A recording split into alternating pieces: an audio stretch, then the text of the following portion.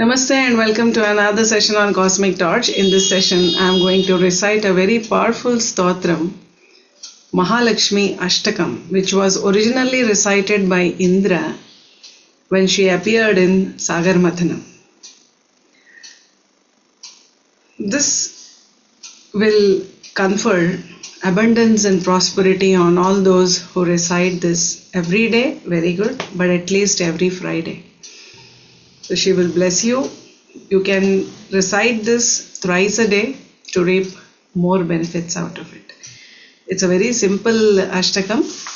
I will recite it at a slow pace so that you all can recite along with me, taking the script from the internet. You have this in Stotranidhi. You can download that, or you can also browse from any other site. Mahalakshmi Ashtakam is easily available anywhere.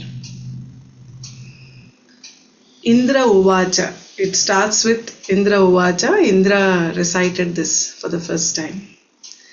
Namastestu Mahamaye Shri Pithe Surapujite Shankachakra Gadahaste Mahalakshmi Namostute Namaste Garuda Rudhe Kola Surabhayankari सर्वपापहरे देवी महालक्ष्मी नमोस्तुते सर्वज्ञे सर्ववरदे सर्वदुष्टभयङ्करी सर्वदुःखहरे देवी महालक्ष्मी नमोस्तुते सिद्धिबुद्धिप्रदे देवी भुक्तिमुक्तिप्रदायिनी मंत्रमूर्ते सदा देवी महालक्ष्मी नमोस्तुते आद्यन्तरहिते देवी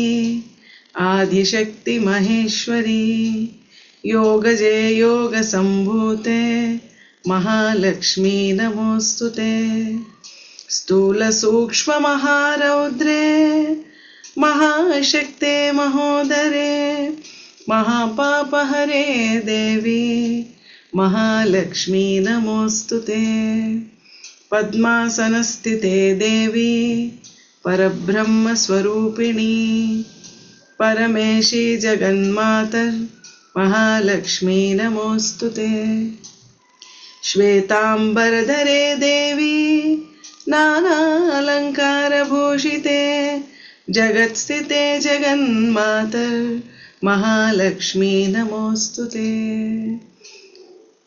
With this, the stotram ends, and after this you have the Falashruti. Mahalakshmashtakam stotram yah patet bhaktiman naraha sarvasiddhimavapnoti rajyam prapnoti sarvada ekakalam paten nityam mahapapa vinashanam द्विकालं यः पठेन् नित्यं धनधान्यसमन्वितः त्रिकालं यः पठेन् नित्यं महाशत्रुविनाशनं महालक्ष्मीर्भवेत् नित्यं प्रसन्ना वरदा शुभा इति Shri महालक्ष्म्यष्टकम्. You recite once a day, you will be freed of all your sins, Purva Janma Papam, or even in this Janma. Twice a day you recite Dhanadhanya Samanvitaha, you will be blessed with abundance and prosperity. Trikalam Yapate Nityam, if you recite this thrice a day, Mahashatru Vinashanam. That doesn't mean she will come and destroy your enemies.